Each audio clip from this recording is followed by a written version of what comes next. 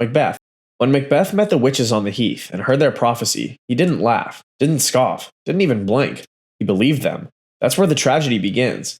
Macbeth, a loyal Scottish general, a war hero, a man of valor, hears the word king, and something in him snaps awake. He could have waited, let fate crown him. Or not. He doesn't. Macbeth goes home and tells Lady Macbeth, and she doesn't hesitate. She questions his manhood, mocks his courage, and makes a plan. And Macbeth? He goes along with it. He kills King Duncan in his sleep, while Duncan was a guest in his home, while Duncan was trusting him. Shakespeare doesn't hand out subtlety with Macbeth. This betrayal is loud, bloody, and irreversible. And it works. Macbeth becomes king. Here's the thing. He became miserable. The throne brings no peace, only paranoia. He sees enemies everywhere. Old friends, potential rivals, suspicious ghosts. He starts killing anyone who could so much as blink at him wrong. Banquo, his friend and fellow soldier, is murdered in cold blood. Banquo's son Fleance is targeted but escapes. Macbeth is slipping. Sleep-deprived, guilt-ridden, and haunted by visions and drenched in blood, he spirals. He visits the witches again. Big mistake. They give him 3 cryptic prophecies, none of which mean what he thinks they mean. And he charges forward, blind and delusional. He thinks he's invincible, but he's not. Meanwhile, Lady Macbeth, the mastermind and iron-willed partner, breaks. She sees blood on her hands that won't come off. Literally, her guilt crushes her, drives her mad, and eventually she dies off stage, alone. Maybe by suicide. Shakespeare doesn't say for sure, but that ambiguity is almost worse. By the end, Macbeth is a hollow shell of the man he once was. Everyone he once loved is gone or turned against him. His enemies are closing in. He knows he's doomed, but he fights anyway. A tragic hero who made all the wrong choices for all the wrong reasons, but still chooses to die on his feet, sword in hand. Tess Durbeyfield is a poor, radiant, and doomed protagonist. It all starts with a last name and a goat. Tess's father finds out that the Durbeyfields are descended from nobility, the ancient and mighty de Ubervilles, and that's it. That's the spark that sends everything up in flames. A girl is sent on a visit to some rich relatives who aren't really relatives at all, and it's only downhill for Tess from there. She meets Alec d'Urbanville, a walking red flag with a mustache. Charming, smirking, predatory. He gives her strawberries and gives her a job. Eventually, he takes everything else. There's fog around what happens in the woods. That's the point. Hardy doesn't give us full clarity, because society never gave Tess any either. What happens is ugly, unfair, and irreversible, and Tess, she's sent home in disgrace, broken by something she didn't choose. But she keeps going. Because Tess is resilient, she finds work, she keeps her head down, and she survives. Until she meets Angel Clare. With a name like that, how could things not go wrong? Angel is the sensitive intellectual type, a free thinker, except when it comes to forgiveness. He falls for Tess's beauty, her purity, the idea of her, but not her in truth. However, when she tells him her secret, he leaves with cold disappointment, which hurts even more. Angel can't love a Tess who is real, only the Tess he invented. So she's left to fend for herself again. More work, more walking, more sorrow. She returns to Alec, the man who ruined her, because he's the only one offering food, shelter, and survival. Tess is stuck between men who say they love her, but only break her. And when Angel finally returns, remorseful and late, Tess snaps. She kills Alec with a knife. At this point, the story becomes shocking and tragic. But it makes perfect sense. In the final act, Tess and Angel get one brief sunlit honeymoon, pretending they're free, pretending the world can be rewritten. But it can't. They got caught, and Tess is arrested while sleeping in the ruins of Stonehenge. Hardy goes full gothic because she is ancient, like tragedy herself, and timeless, like injustice, and so she dies quietly, executed by a system that failed her from the start. Seethe, who once crossed a river carrying death on her back and freedom in her heart. Seethe, who loved so fiercely it burned. And if you thought turning into a bug was tragic, try escaping slavery only to be haunted, literally, by your own past. Seethe is one of fiction's most tragic characters, not because of what happens to her, but because of what she does and why. She's a mother. That's her whole reason for breathing. But she's also a former slave, which means she's seen things and been things that make death seem like a mercy. So when her old captors come back for her children, she makes a terrible choice. A choice born not out of madness, but of clarity. She kills her baby because in Seethe's mind, death is better than slavery. And the baby comes back as a ghost, then as a girl named Beloved, who is needy and angry and impossibly seductive. She drains Seethe emotionally, physically, spiritually, like she's owed something. And maybe she is, because Seethe did kill her. But Beloved also represents something much bigger than one baby. She's the past that never dies. She's memory with teeth. Seethe isn't perfect. She's stubborn. She's proud. She refuses to apologize for surviving. But that's what makes her so compelling. She's not trying to be likable. She's trying to be whole. And she never really gets there. Her tragedy isn't just what she lost, it's what she had to become to protect what she loved. It's the weight of choices no one should ever have to make. It's how even when she's free, she's still in chains. How the world lets her suffer because it doesn't know what to do with a black woman who refuses to feel sorry for saving her children her way. By the end, Seeth is a shell that was emptied out by love, by beloved. And even when help comes too little, too late, she doesn't believe she deserves it. Because tragedy, real tragedy, isn't about the monsters outside, it's about what they leave behind inside. A 9-year-old slave boy on a desert planet who dreams of flying. That's the beginning of this story, and it only gets worse from there. He is strong in the Force, the chosen one, they say, meant to bring balance, meant to save everyone, but no one ever asks what he wants. He's taken from his mother by space monks in robes who preach peace but prepare for war.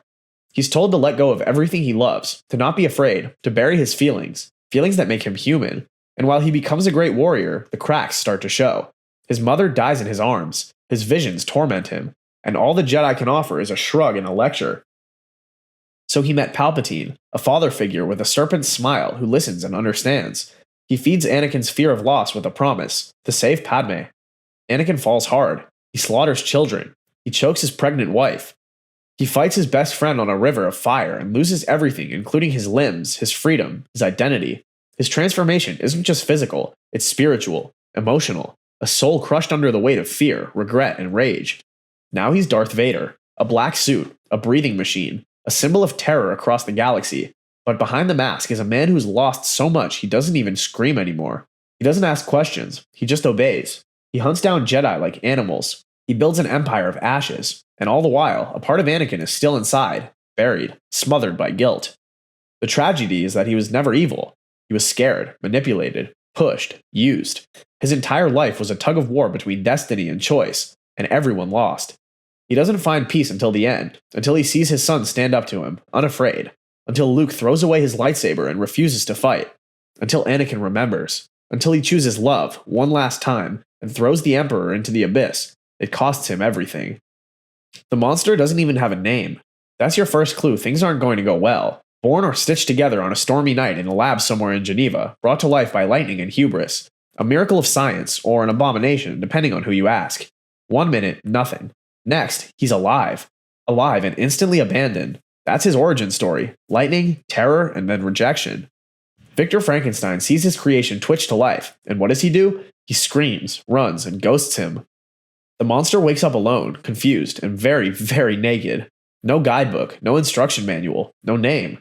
Just a patchwork body and a brain full of questions. And here's the thing, he wants to be good. He really does. He hides in the woods, learns language by eavesdropping, helps a poor family chop wood without them ever knowing, and dreams of friendship, of love, of belonging. The monster is like a toddler in a giant's body, intelligent, curious, and gentle. But people don't see that. They see the scars, the yellow eyes, the freakish size, and they scream. Everywhere he goes, doors are slammed, guns are fired, pitchforks are raised. People don't give him a chance, not once, and so he learns. He learns that kindness gets you nothing, that love is a luxury reserved for the beautiful, that the world is cruel to anyone who doesn't fit its mold, and worst of all, he learns it from his creator. Victor, the man who made him, is horrified of him, won't teach him, won't help him, won't even look at him.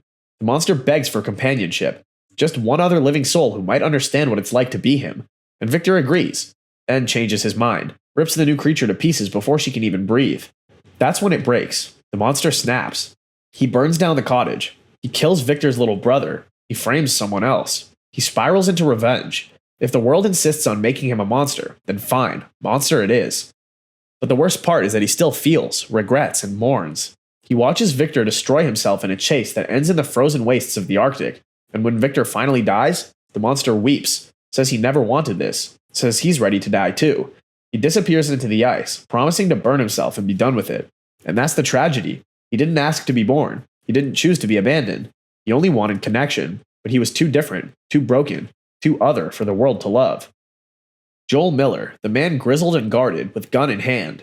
First introduced in The Last of Us, Joel is just a regular guy trying to survive the apocalypse. But unlike your typical zombie-slaying action hero, Joel isn't saving the world.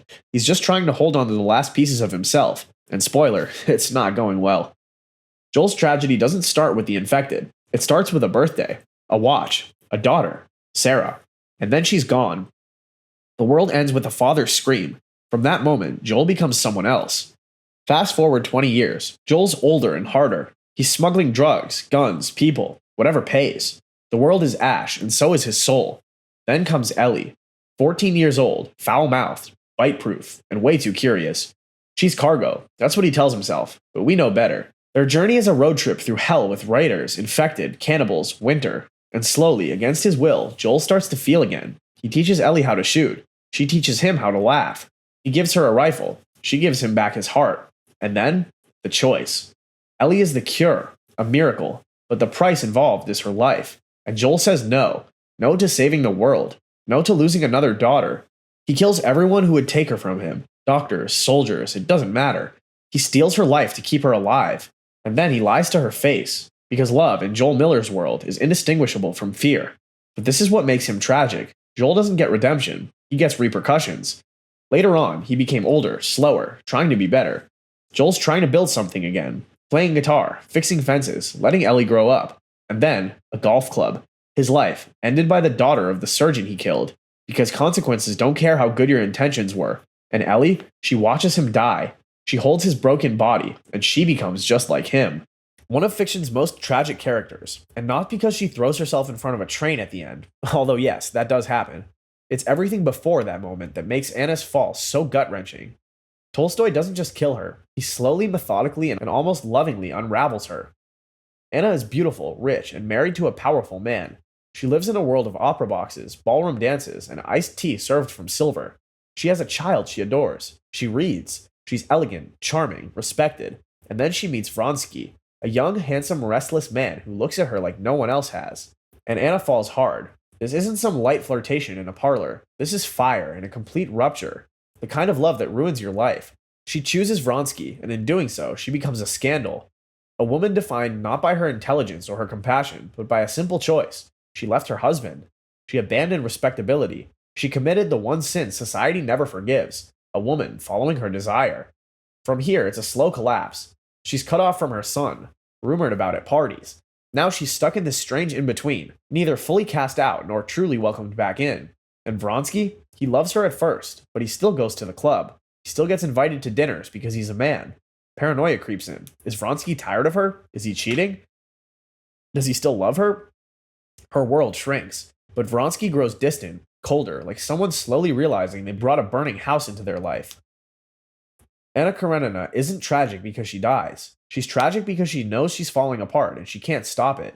She's intelligent enough to see it coming, the loneliness, the judgment, the suffocating need for love, but the world won't let her escape. She's trapped in a story where her love is branded obscene and her pain is invisible.